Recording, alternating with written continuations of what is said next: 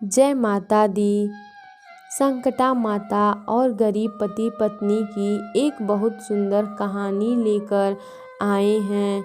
एक समय की बात है, एक लकड़हारा अपनी पत्नी के साथ रहता था। वह रोज लकड़ी काट कर लाता और लकड़ी के गट्ठर को बेचकर अपना पेट भरता। एक बार उसकी पत्नी को पड़ोसन ने संकटा माता के पूजा में बुलाया। उसकी पत्नी ने पड़ोसन के घर संकटा माता की पूजा करने और कहानी सुनने चली गई। उसने सोचा, मैं भी एक दिन अपने घर संकटा माता की पूजा करवाऊंगी तथा कहानी सुनूंगी। पति रोज लकड़ी के गट्ठर घर लेकर आता तो वो उसमें से एक लकड़ी निकाल लेती और अलग रख देती। वह रोज सुबह सुबह नहा धोकर साफ वस्त्र पहनकर संकटा माता की पूजा करती और कहानी सुनती। ऐसा करते करते एक वर्ष बीत गया। पत्नी ने पूरे वर्ष एक एक लकड़ी बचाई हुई थी। एक एक लकड़ी को गट्ठर बनाया और संकटा माता का नाम लिया और उसी गट्ठर को बेचने निकल गई। संकटा माता की कृपा से वो लकड़ियों का गट्ठर चंदन का हो गया। जब वह राजा के महल के आगे से गुजर रही थी तो उसने लकड़ियों की खुशबू पूरे महल में फैल गई। राजा को जैसे ही खुशबू आई, राजा ने द्वारपालों से पूछा कि ये चंदन की लकड़ियाँ की खुशबू कहाँ से आ रही है।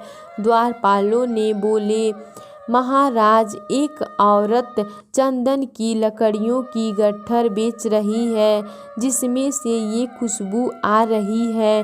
राजा ने उनसे कहा, उसे महल में लाओ। चंदन की लकड़ियों की गट्ठर देखकर राजा ने पूछा, इसकी क्या कीमत है।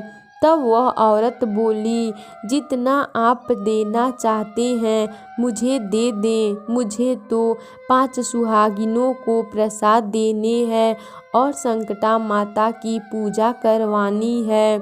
संकटा माता की पूजा में जितना सामान लगेगा मुझे बस उतना ही चाहिए। राजा ने 5 सुहागिनों का प्रसाद इतना सामान देकर उसे घर भेज दिया। उस लकड़हारे की पत्नी ने 5 सुहागिनों को घर बुलवाया, संकटा माता की पूजा की, कथा कही और 5 सुहागिनों को प्रसाद बांटा। इधर पति की लकड़ी का गट्ठर उस दिन नहीं बिका। उसके घर आने में देर हो गई। उधर संकटा माता ने लकड़हारे की पत्नी की भक्ति से खुश होकर आशीर्वाद से उसकी झोपड़ी महल में बदल दी। रसोई में 56 पकवान तैयार हो गए। पति जब वापस आया तो उसने झोपड़ी की जगह महल देखा। उसे देखकर उसकी पत्नी उसके पास आई। संकटा माता की कृपा की सारी बात उसे बता दी। दोनों पति पत्नी ने एक साथ मिलकर भोजन किए और उस महल में खुशपूर्वक रहने लगे। हे संकटा माता, जैसे आपने उन गरीब पति पत्नी पर अपना आशीर्वाद बनाया, वैसे ही इस कहानी को कहते सुनते हुंकार भरते सभी पर कृपा बनाना। बोलिए संकटा माता की जय। अगर हमारी कहानी पसंद आए तो हमारे वीडियो को शेयर कीजिए और हमारे चैनल पे नए हैं तो हमारे चैनल को सब्सक्राइब कीजिए। धन्यवाद।